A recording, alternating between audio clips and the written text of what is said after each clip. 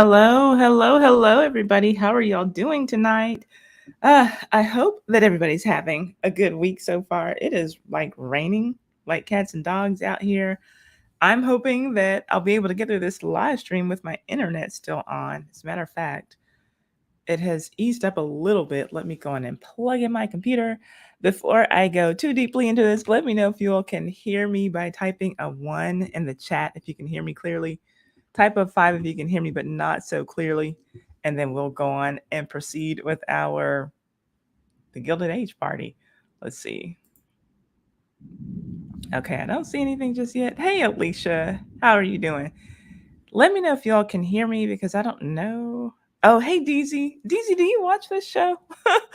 Let me know. Okay, so I'm guessing y'all can hear me. Okay, good. So we're just going to get into this is the review and recap for the Gilded Age Season 1, Episode 2.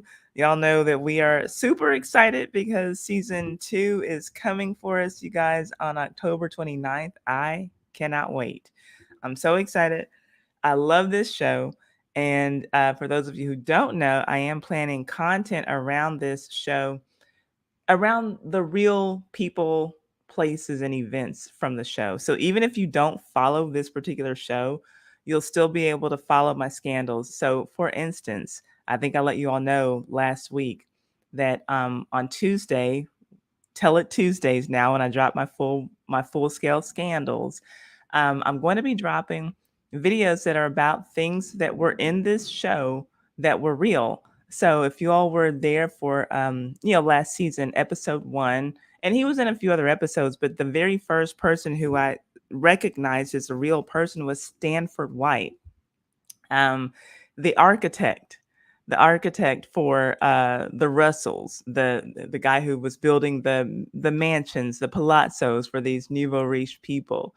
He was a real person, and he led a very scandalous life. And I have finished writing the scandal that I plan on bringing you all tomorrow. I'm going to have to stay up very late and likely get up very early in the morning to bring you the information. But I'll just give you a little teaser. He liked to mess around with underage girls and boys. Put it like that. And that led to his death. So I'll bring you all that story tomorrow. That's the scandal that's dropping. So again, whether you watch this show or not, you can get into that because it's just a real person from history. So let me say some hellos and then we will get into what we've got to say. I know Stomp the Elites came in pretty early. I don't know if you're still here now. Hello. And hello, Alicia, our member, our Patreon patron, and somebody who's like always in the house when I come. Call me DC. Y'all check out his channel if you want to learn how to play the bass, or if you want to learn how to bust a cap. He does a little bit of everything over there on his channel. Hello to Leslie David and Be Nice. Hello. And let's see here. Yes, I love the show too, Leslie. Let's see here. What did you say? Great. I so wanted to know the backstory. Oh, you got it. You got it. I will be bringing it to you. I love this show.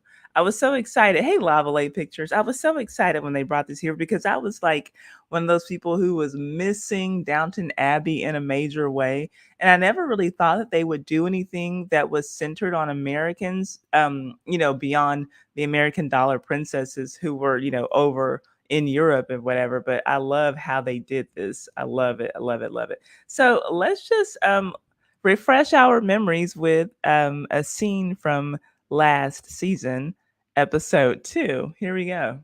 So the pair of you decided my wife's ballroom was not good enough to raise money for your charity. Well, do we remember that?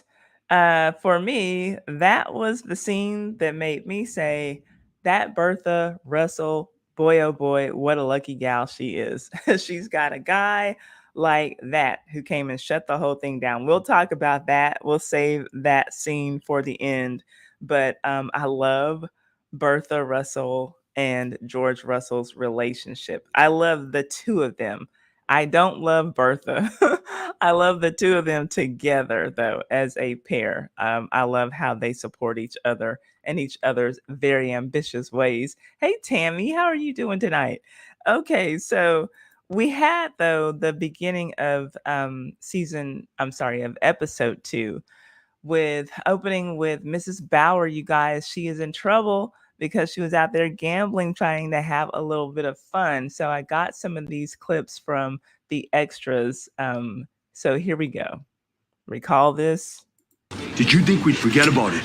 I can't give you what I haven't got. Find it! But I can't. Get the money. I'll be back to collect it tomorrow. We live in a Well, that's a woman that you're manhandling like that. I don't like that. Hello, Sebastian F. Hello, how are you doing? So, yeah, y'all, remember we talked about this last week. Do y'all think that this is the end of the problems? Because we got Peggy and Marion scratching their heads to try to figure out what they can do to cover this debt because they don't want to see Mrs. Bauer gone. But this is a drama. So, yeah, she's covered for now because Aunt Ada came through and covered that debt. But I just don't think that this is going to be the end of it. I have a feeling like we're going to see her getting roughed up some more in season 2. I don't want to see that, but I have a feeling that it's coming. Hey, Rebels, how are you doing? Okay, so let's see what the actress has to say about it. Let me go back just a second or two. Back to collect it tomorrow. we live in a society that has bound women. You know, our corsets are holding us in, our bustles to deal with this. So how do you release? And I think part of my secret is finding something that gives me some kind of thrill outside of a conformity. Okay, now, girl, we're gonna have to get you a man or something. We're gonna have to let you find another thrill because you're about to get thrilled upside the head, and it's not gonna be very nice. I want her to find another hobby. This is not working for her. Instance, you know, my gambling addiction. Take it, please. I don't want your junk. I want the money. Mrs. Bauer? What's happening? You don't want to be weak. You don't want to be vulnerable. How embarrassing for Mrs. Bauer, y'all. So remember that. So we got this guy, this rough, tough, street tough guy, coming to get the money from her. But then what? She doesn't have the money. She sure doesn't make a lot of money. And she lost $50, y'all. That's a lot of money in her time. I know that's more than 1,000. I'm gonna say no more than $3,000 in today's money, but still, that's a lot of money. That's a lot of money for back then. I didn't do the calculations on that, but so now she's reduced herself to stealing. She's stealing from the silver cupboard to try to cover her debt, and she is exposed. Oh no. It hurts very much to have to ask for help. You just have to get them back into the silver cupboard. But how will I manage it? How will you manage what? You don't want to be involved. But we do get to have these interesting. Okay, so when they have this conversation, so the young girl is Bridget, and she wants to know what's going on. And I don't know, it's just something about this, the writing or the way that people spoke back then. But when she butts into that conversation and she's like, "What's going on?" And Mrs. Bauer's like, "You don't want to know." And she's like, "You don't know what I want." And I'm like, "Well, girl, it's not that serious." But just something about the way that that came out. "You don't know what I want. Tell me." And so they told her. And so Mrs. Bauer, she's just so ashamed. She doesn't think that it can get any worse than it is. The date, the year, this show opens in 1882.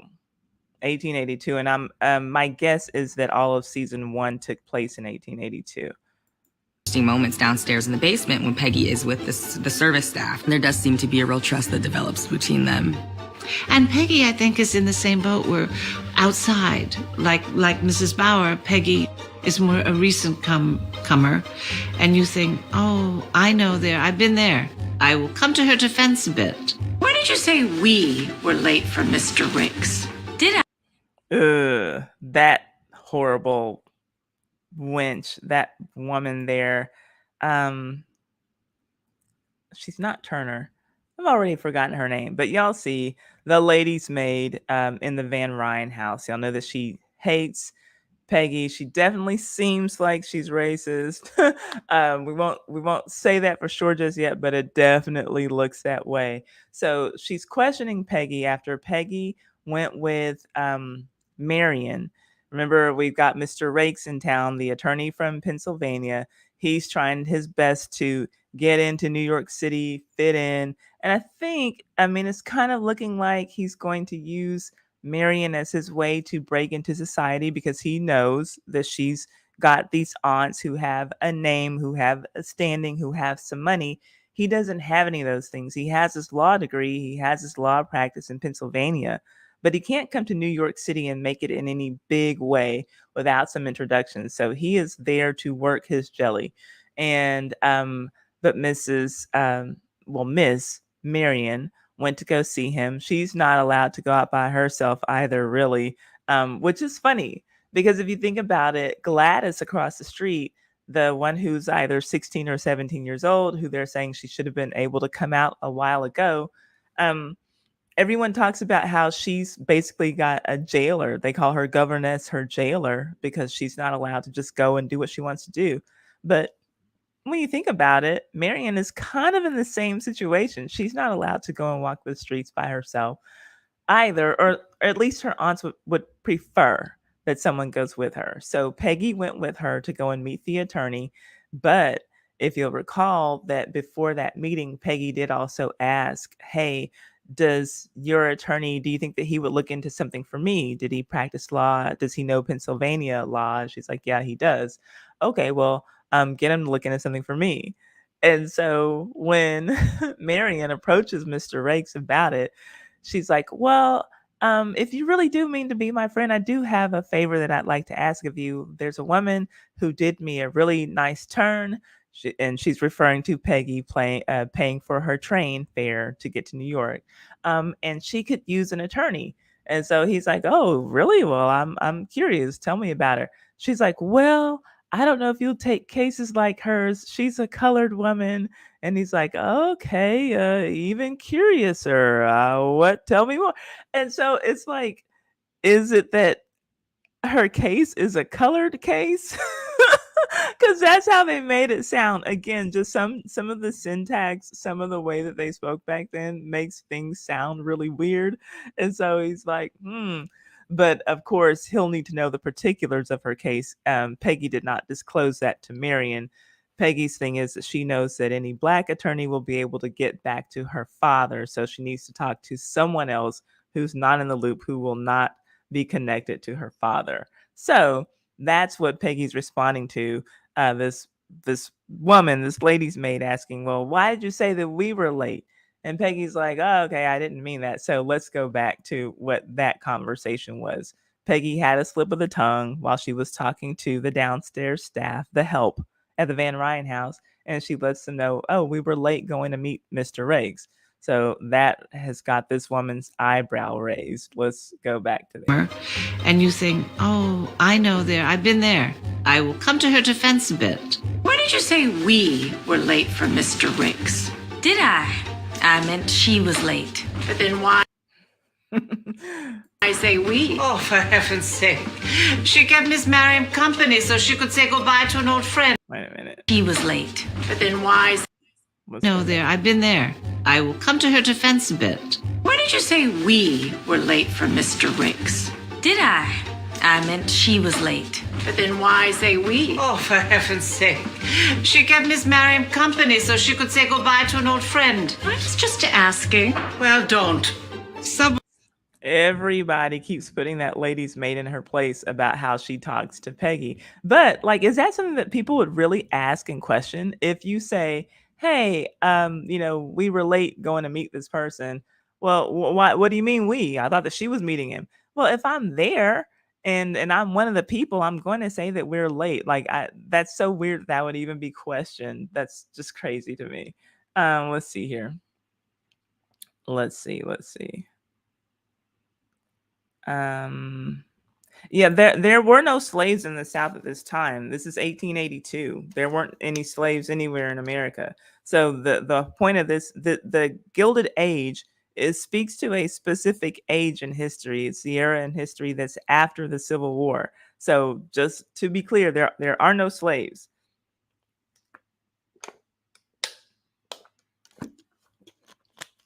There are likely sharecroppers, but there aren't any slaves anywhere in the United States, not legally. That's not a thing anymore at the time of this show. Let's see here. Yeah, the show is definitely interesting. It's definitely interesting. Okay, so here we go. It's slightly neutral that's in the house that's kind and smart. She can give me good advice. She can help me. I think that's kind of exciting because not many of the women characters get to navigate all those worlds in our show. Can't we help her? They like her so much downstairs, and I'd hate to see her sacked. But, you know, what she learns is, all we have is each other. She's been foolish by her own admission, but she means to do better in the future. Let us pray. So the pair of you decided. Okay, so we'll see what's going to happen with this storyline. I'm really looking forward to seeing how all of these storylines unfold. I want to see what's going to happen with Mrs. Bauer. I don't think that we're done with her gambling. We know that, well, we learned at the end of season 1 what's up with Peggy, but we'll get there when we get there. We'll just try to kind of go through all of this as we go along. No, be nice. I'm sorry. There were no slaves in America in 1882. You're absolutely incorrect. Go and check your books again. Not legally. Slavery had been abolished with the end of the Civil War. After the end of the Civil War, that's the period that we're in. Yes, there were still Black people living in bad conditions. Again, yes, there were still sharecroppers. There were people who likely hadn't left the plantation, but there were no legal slaves. There might have been people still living in slave quarters, but no, not slaves. Let's see here. Oh, that's the year your grandfather was born? Wow. 1882? That's insane. Let's see here. Okay, here we go. My wife's ballroom was not good enough to raise money for your charity. His wife. Okay, so this is like the big climactic scene. We'll get here. I want to go over some of the other stuff that happened in the episode. So I have a few notes. Let's see here. Okay, so they're always doing what? Fundraisers. The rich ladies, the old money ladies, they're always raising money for something. At least this time it was for a better cause than last week. Remember last week they were raising money for for the orphans because we want to train them up on how to become servants so that they don't fall into some other destructive path. But this time they're raising money for poor mothers and their children, and they're organizing their event, their fundraiser. And again, we've got Mrs. Russell, one of our main characters, and Mrs. Chamberlain, the lady who no one even wants to speak her name. Don't look in her direction. They've got a lot of money though. And so Marion keeps bringing it up when they have these meetings. Why don't you all just ask, Mrs. Russell and Mrs. Chamberlain? They can give more money than everybody here put together. And of course, the ladies don't want to hear that. It puts them to shame, but it is the truth. And so they'll say in their snobbish way, well, we'll take their money, but we don't want to invite them in. And they can give us a check, but we don't really want to be around them. So in those meetings, we've got Aurora Fane and Anne Morris, who are like the chairs, I guess, of the committee to put everything together. And and George Russell, he wants to do some business with the aldermen of the city. And it just so happens that actually both of their husbands are aldermen, but George wants to meet with Mr. Morris, who is Anne's husband, and they're there at the meeting. And so he tells, Bertha to invite her over for dinner. And Bertha doesn't think that she'll come because remember, on the very first episode, Bertha has her at home. Remember, she had that wonderful meal for 200 people just in case, and has her chef, her French chef, on standby just in case, some more people come. Let's see here. Do I still have that picture? Because that was so sad. Let's see. Do we have her picture? Let's see. that's not the one. Do I have it? I thought I have it saved. Yeah, all of that. Yeah, I remember all that food. So at that event, Bertha couldn't get anybody to show up. So she's kind of nervous about inviting someone else to come over for dinner. But her husband tells her, "Hey, honey, invite them over. I want to talk business." So she's like, "Can't you just call them to your office?" She does not want to call. So, but she finally does. And she gets, um, she gets the Morrises to come over. Clearly Anne doesn't want to be there. She's thinking that it's going to put a smear on her name or something if she's known to be at the Russells. But her husband tells her, look, Mrs. Astor knows how the world works. She knows that this is how things get done. So they get over there, and the ladies just sit there and they have a cat fight at dinner. Um, First, Anne insults their home. They're having this back and forth about whose architect is the best, basically. So as we know, Stanford White, he's the new guy in town for the Nouveau Riche. He's, decorating and designing, decking out these ridiculously huge mansions, these palaces or palazzos, as they would be called, because he studied in Europe. And she's like, "Oh, but you got Stanford White to build. Why didn't you go with what is the other guy's name? Morris Hunter Morris. I don't know why I can't remember his name. But anyway, another real person who started in the business about 25 years before Stanford White. And that's like the safe bet, and that's what Bertha says. She's like, well, we would have gone with him, but he seemed too safe. We like Stanford White. He's not afraid. And Anne says, well, yeah, he's certainly not afraid of decorations. In other words, wow, bitch, your house is so busy. How do you live here and not get dizzy looking at all this stuff? And so Bertha then asks if Morris, the other architect, is any relation to them because that's their last name. And they tell her, no, he's not. Oh, well, yeah, I guess it is a common name. Yeah, look, you may say that my house is busy, but I'm calling you common as we sit here with our smiles on and in our formal wear and at my formal table setting. I'm going to keep insulting you to your face, right? So they have this little snarky cat fight. Let's see, what else did they mention? Oh, well, of course, the guys, they're just trying to calm it down. And so Mr. Morris is just saying how wonderful and delectable the meal is. And Mrs. Russell says, well, I will thank Chef Baudin. Oh, you have a French chef? Well, of course I do. Doesn't everyone have a French chef these days? Well, I mean, I suppose, but but the cost, and so her husband's like, well, whatever the cost was, this is like a really great dinner. He knows, her husband knows, I don't want to upset Mr. Russell. You can play these little, society games if you want to and not let his wife in. But in the real world, this man has a ton of money. He could end my career. I'm not going to mess up anything. So I'm going to keep it cool. And so that's what they do. They go off into a separate room while the ladies are left at the table. They go off into the billiard room to play a little pool and talk a little business. And at that point, George Russell pretty much invites him and the alderman into insider trading. Is what it does. Is what happens. And but the alderman is like, well, but he's inviting him to invest into stock in his company, because what he's hoping is that the alderman will pass a bill that will allow for him to build some more rail through New York City. And so, you know, everything's going to work out if everybody will just play it cool. But the alderman's like, sounds like a great idea, but we don't have any money. So he says, well, don't you have a margin account? And so what he's telling him is to like buy stock on margin.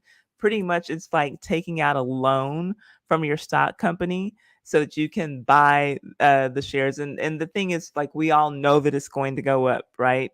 You're going to approve the bill, then I'm going to be able to build my rail. We'll all make money. So that's what he invites him to do. Mr. Morris is completely down for it. Okay. Then after that, let's see. I think okay, we're good on Mrs. Bauer, but we go back to Mr. Rakes. Let's talk about him.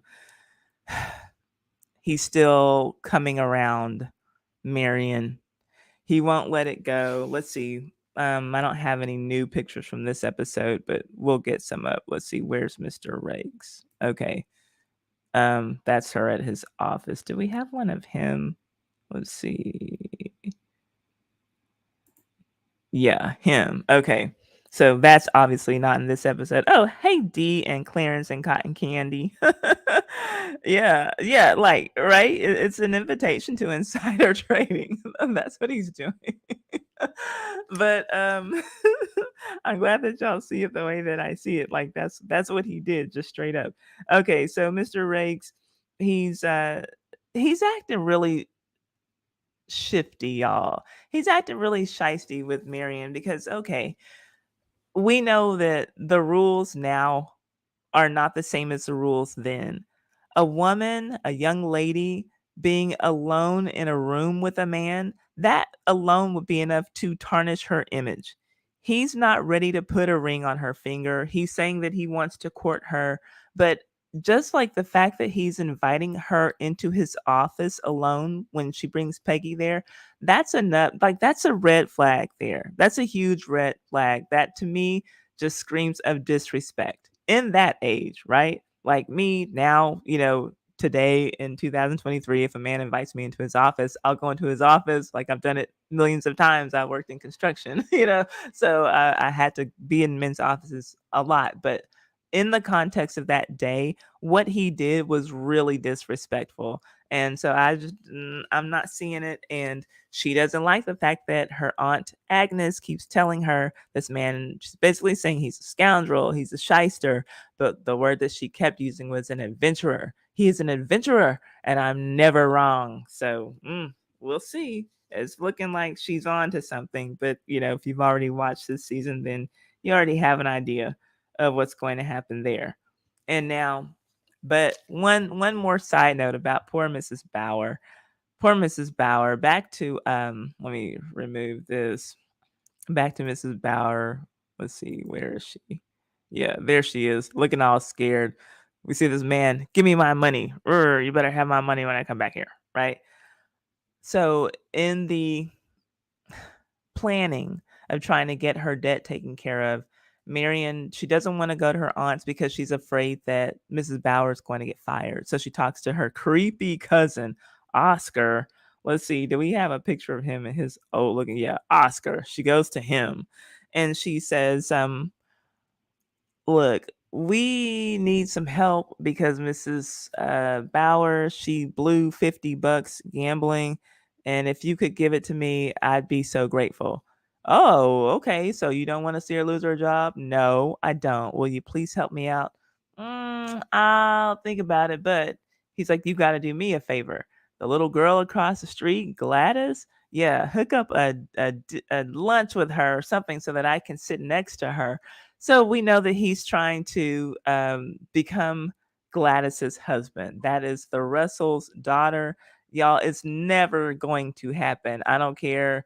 Gladys can smile, she can laugh, she can think that he's funny. All that she wants, that is never going to happen. So, but he's interested. But again, why? Because we know that he's gay.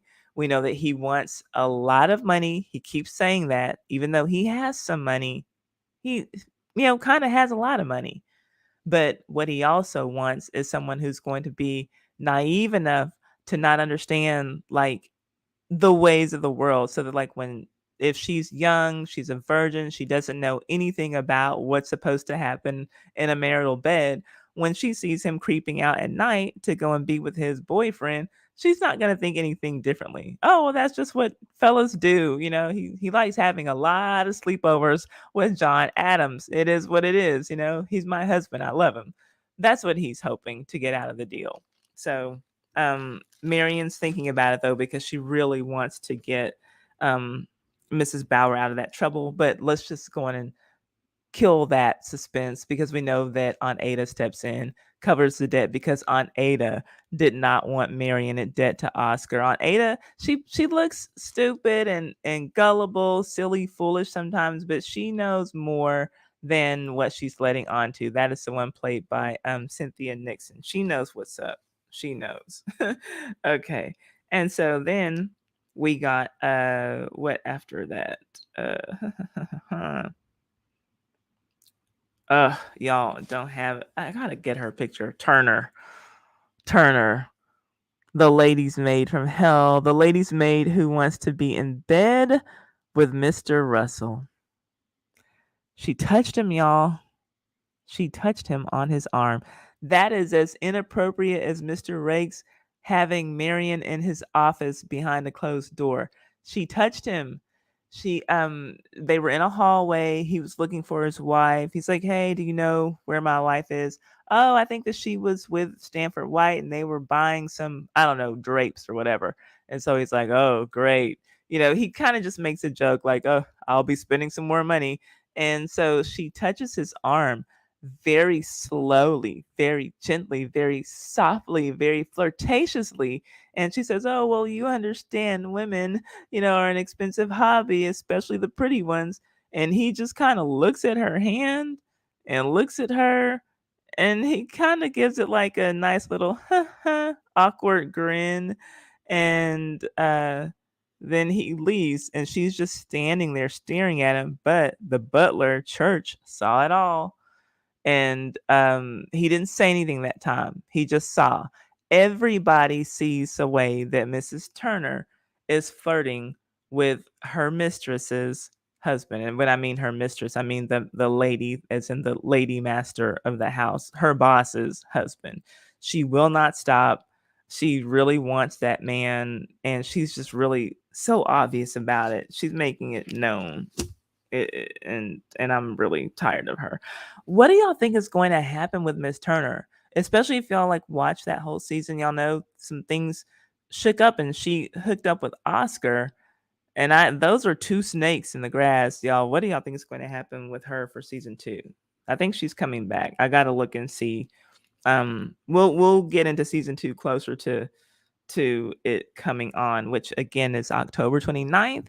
And we'll be reviewing these shows live on Mondays after the episodes air on Sunday nights. We'll be here on Mondays talking about the show.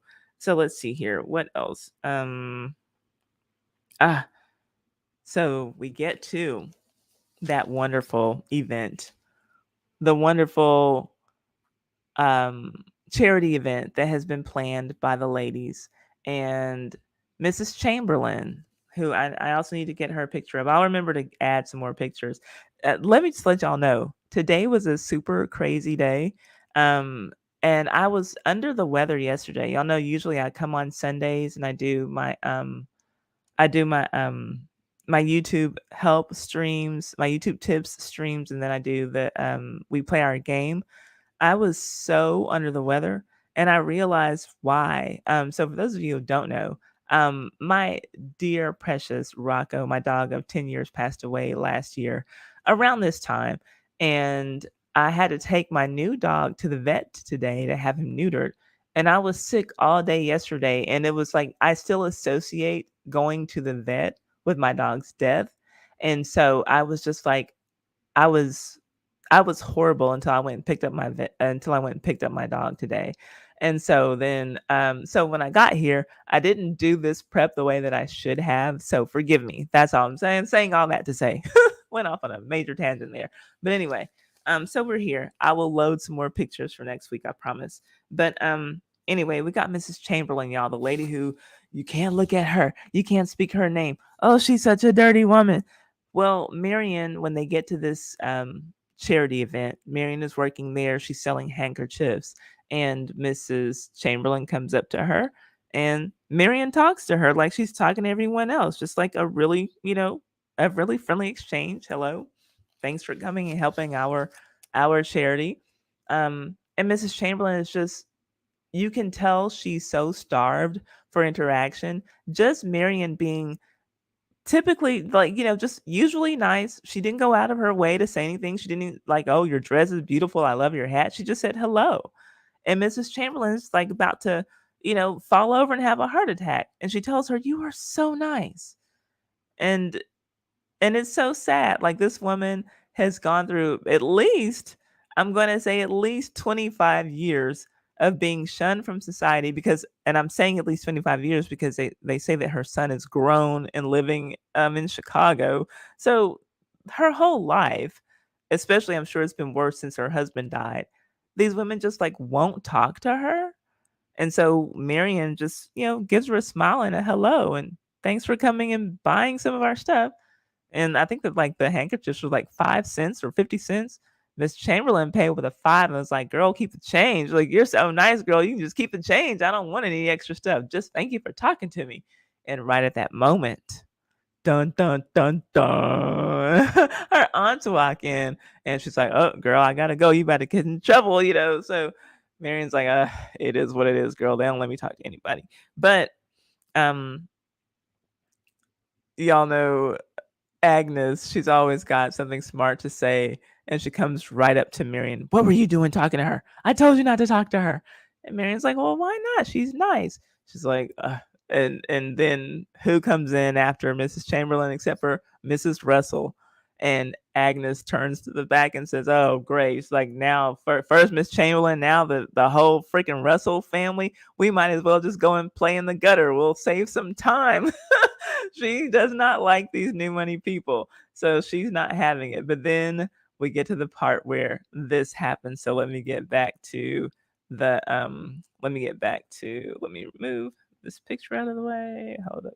And get back to the charity event where our fave George Russell goes off because they disrespected his wife. So where does the disrespect come in? When Mrs. Morris came over, she told them that they were going to have their charity event at the Armory, I think she said.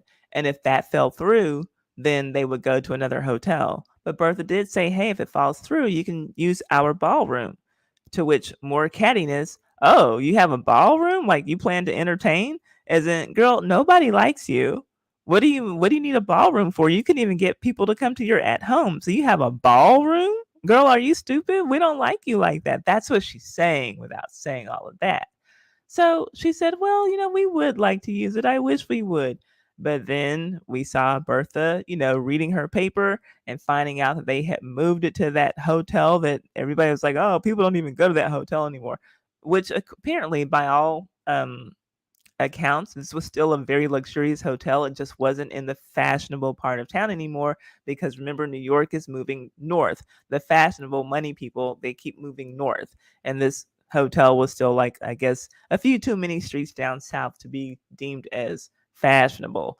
So everybody's saying like Bertha's ballroom would have been better, but y'all just want to snub this lady so much. Y'all won't even use her ballroom for free, and y'all wouldn't have had to pay because they were going to have to pay anywhere else. So Bertha sees it. She's pissed. So then her husband responds accordingly. Let's see. Oh, let's look at her reading about it in the paper. Here we go. In the future, Let us pray. So the pair of you decided my wife's ballroom was not good enough to raise money for your charity. His wife has been insulted, and that he won't forgive. Uh-oh, she had to throw that tray. What do you mean it's not going to be at my house? And the only person that's hurting is whatever poor little maid or, is going to have to clean that up. Like, Bertha, control your temper. Nobody wants to clean up your whole breakfast tray. Here we go. All we have is each other. she's been foolish by her own admission, but she means to do better in the future. Let us pray. So the pair of you decided my wife's ballroom was not good enough to raise money for your charity. His wife has been insulted, and that he won't forgive. And he is reminding those women that he has more power than they will ever have. George pulls this amazing stunt where he buys out an entire charity bazaar because the women refused to hold it in the ballroom in Bertha's house. Here's $100 on one condition. You will also close and dismantle your stall. She feels vindicated because the at-home was really humiliating for her. And it's really humiliating for those other women because they'd organized this entire event that was supposed to go on, I think, for days. Okay, I have to stop. Like, this is, again, y'all know I talked about how I hate Bertha's wardrobe. I think it's absolutely hideous. I love, again, all the young women, Bertha's daughter, Gladys, Marion, Peggy, all of their clothes are on point all the time. The other ladies can be hit and miss. Bertha, she gets it right almost always, but then like there's one thing that's like just way too extra, and this whatever this thing is on her shoulder, like why? What is that doing for that dress, right?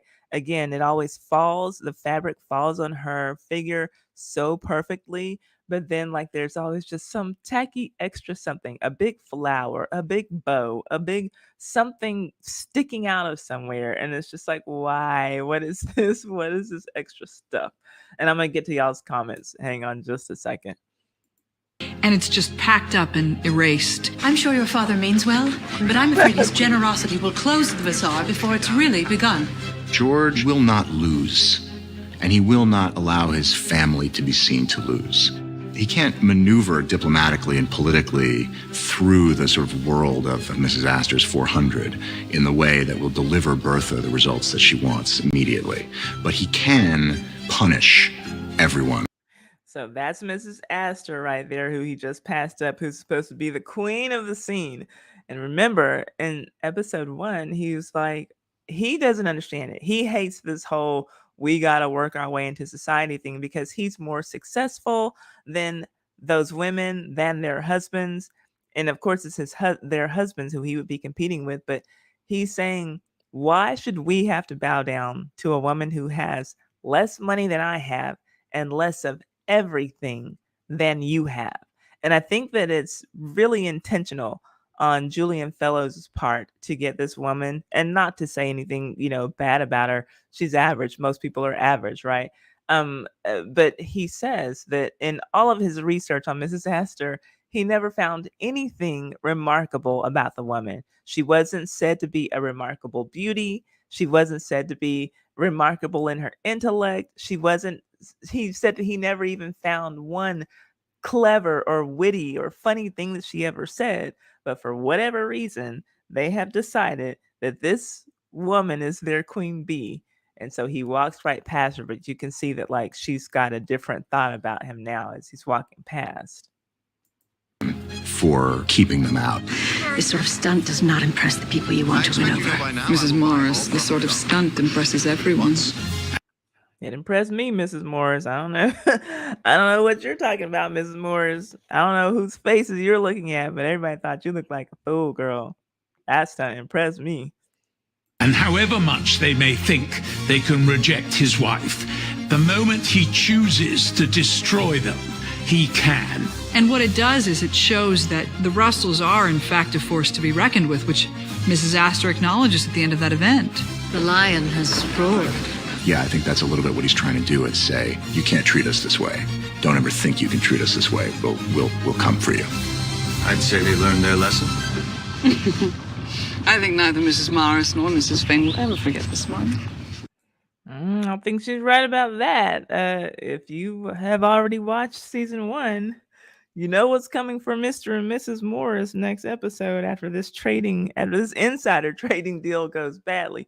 Let me see what y'all are saying. And what did y'all think about Bertha's peacock outfit? My God, hideous. Let's see here. What are y'all saying? Let me go back. Rakes the scammer. Absolutely. Let's see. What are y'all saying?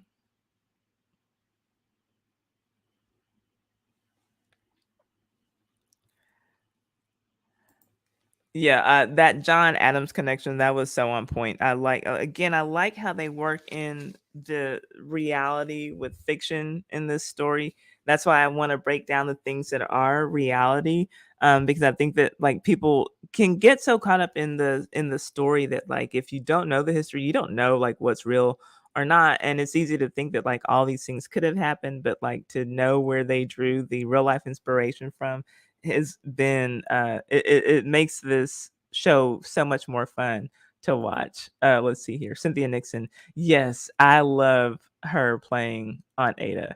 And I think that people are used to seeing Cynthia Nixon as like this strong, powerful, woman, but I love her playing this role. And I think that she's still powerful, but she's just quiet about it. She knows what she's doing.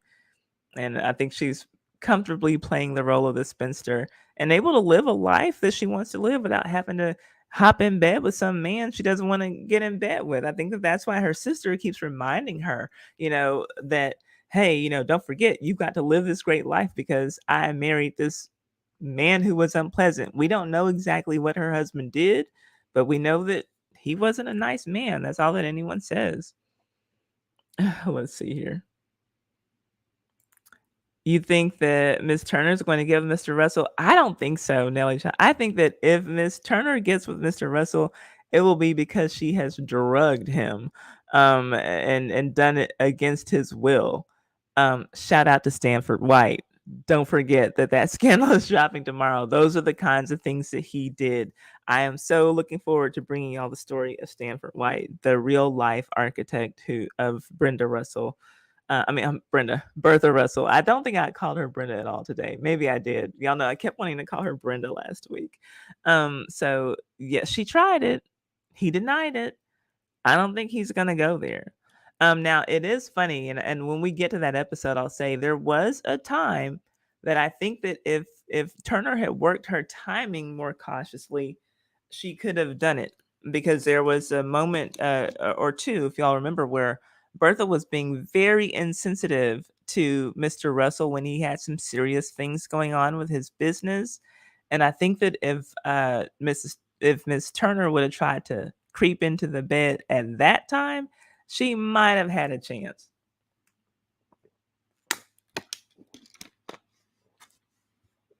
I'm getting my water. Sorry. DC said Miss Turner needs to stop trying. And I saw your comment about that freeze that freeze frame. That made me laugh. Yeah, I didn't catch Bertha in the most flattering look of hers. Let's see here. Y'all really think Candy said not sure how Miss Turner will? Oh yeah, she's definitely gonna pull something, but I don't know what. I just don't think I don't think it's gonna be getting in Mr. Russell's bed. She's got something up her little black sleeve, and I'm saying that because that's the only color that she would have worn as a lady's maid. She's got something up that sleeve. Let's see, they did Mrs. Chamberlain dirty when they finally explained her infraction. I thought she used to be a woman of the night the way they were acting. Right. You really would have literally thought that she was out there, on Fifth Avenue hooking or something. But no, she was, we'll get to it, but we can go on and talk about it because, look, there's no spoilers. The first season has already aired. She had an affair with a married man. While his wife was sick, I believe, was the story, and she waited for her to pass away, and but they were definitely already having an affair while the wife was still alive, and people did the calculations on when her son was born and decided that no, like, he didn't adopt your son and he looks just like him. You had an affair with a married man, so we can't talk to you. And it's like, I'm sure that some of those old biddies have done worse. They just didn't get caught, but they want to, just put a scarlet letter on this lady's chest for life. And that's just not right. I don't like it. Let's see. Cotton Candy says, I wouldn't have wasted my good breakfast on those stuck-up bitches, right? Like, I know. And I'm sure that the maid wishes that she had thought that same way. Somebody's got to come in there, clean up those toast crumbs and orange juice stains from the carpet, just because you lost your temper over these women who don't want to be your friends. But guess what, Bertha? You deserve it, because you have real friends back down just a few more blocks down south who you don't want to be friends with anymore. So you deserve it. But I get it, when it comes to those old biddies versus Bertha, I'm team Bertha. But when it comes to Bertha versus her old friends, who I'm sure we're not going to see, I'm team her old friends. So she deserves to be treated badly. Let's see here. Yes, I agree. Look, and I'm gonna say I don't know that I would look twice. It's his name is Morgan Spector. I don't know that I would look twice at him if he weren't playing this character, and if he weren't playing this character the way that he's playing this character. It's the way that he respects his wife that just like made me like, do you have a brother, sir? Like it's that it's the character for me. I love this guy. Let's see here. I think like a totally completely unattractive slob could have played this character if he just like delivered the lines the same way. I would have been in love with whoever that was too. I think Bertha is dressing in her version of what royalty would. I feel she's trying to stand out from the old money hags. She's definitely trying to stand out, and she is standing out. I just don't like it. And again, the things look expensive, but the one time I told y'all I had to give it to her, and it'll come up, is when she finally got her invitation to go to the opera. Oh, and that cape she was wearing, and even the red dress, she looked, that was like her, just that look was chef's kiss, mwah, just perfection, everything down, like just everything, everything. That was like a whole, just it was perfect. It was perfect. That blood red, uh, the everything, like just it was exquisite. It was exquisite. I can't wait to look at that episode again, just to get that visual of her coming down her grand staircase. She looked exquisite. Let's see here. They're really showing the first shark way of doing business that began America at that time. They didn't do business like that in Europe. Mm. Well, and this isn't really. So this is where the robber barons, the guys who they would call the robber barons, come into existence. But the industrial age had already happened before this, so there were already people doing some pretty um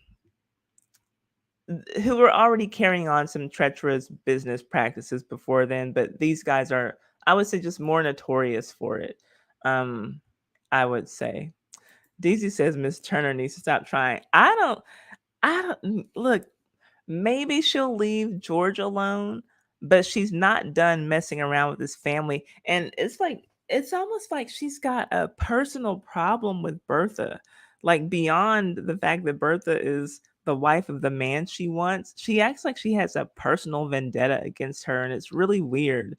And it's sad because she Bertha likes her, relies on her, and wants Turner to teach her the ways that the old people do it. And all Turner does is walk around talking about how she doesn't know, and these people will never accept her, blah blah blah. And she's like not even trying to help her. Like that's what you got hired to do. I don't like Turner. I don't like her. Turner's going to betray her somehow. Yeah, what is she going to do? What is she going to do? She's gonna do something. I mean, clearly she's working on something with Oscar. Are they going to try to like do something so that Oscar can get closer to Gladys? Like, would she maybe like? Okay, this is like, y'all know. Okay, just kind of how we thought we figured out something at the end of last week. The only, like, I could see her doing something like where she gets Oscar in Gladys's bed so that it looks like Gladys is ruined, because Bertha has big plans, big marriage plans for Gladys. So if she could make it look like Gladys's reputation is ruined, maybe, like what I'm saying, like maybe Turner would do something to sneak Oscar into the house and make it look like Gladys was drunk and get him in her bed. You know what I mean? Like, cause that's like Bertha's like big thing is, I want to get my daughter married to someone great. And we already know that's not going to be Archie Baldwin, who is a really good fit. And it looks, I mean, so far it really looks like they're patterning Bertha Russell after Alva Vanderbilt. And we know that Miss Vanderbilt had her daughter marry into a royal family. So my guess is that that's the way that that's what Bertha's aiming for, because she keeps saying that all these guys who are around them, all the old money guys, they're not it. The new money guys are definitely not it, because she wants to be like in society. And she knows that her daughter's got money. And she just keeps saying, no, I've got something big planned. And so I think that's what they're going to do. Try to get Gladys into one of these royal families. It's a character crush. I have them all the time.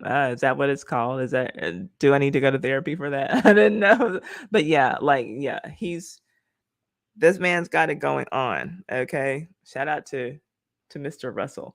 Any thoughts before we close up for tonight? I like this because this was a shorter episode. I think that we can keep these down to an hour. I am so looking forward to season 2, y'all. I'm ready to rock this thing on out.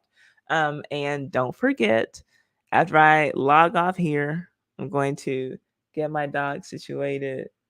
He is just sleeping so peacefully. I bought him a new donut bed, and I was hoping that I'd be able to set it up before I picked him up from his appointment, but it was at the door when I got him. And so I was trying to fix it up for him, and he just like got up on the foot of my bed and fell asleep while I was trying to open his bed, but he's been kind of stumbling around, and he got in his donut bed and he loves it. So he is sleeping peacefully. But so after I get off of this live stream with y'all, I'm going to get my dogs situated, and then I'm going to stay up and work on this Stanford White scandal so that y'all can see how nasty things got with him, and his death, which was nasty and which spurned what was the first ever trial of the century, at least as the press called it. So that's it. Let me see. Any more comments? Just some good nights. Good night, Sebastian. Let's see. Yes, I think Bertha is setting up Gladys to be, yeah, a dollar princess. Exactly. Exactly, Cotton Candy. That's what I think too. Um, all right, y'all. I truly appreciate y'all for coming. I will see y'all next Monday. Same bat time, same bat channel. Y'all do me one favor, please, if you will, and shower the people you love with love. That's all I got, y'all. Holler. Let's see. Oh, wait. Is that what I want to do? Yeah, I'll do like this. Holler, y'all. Good night. Love you too, DZ. Good night.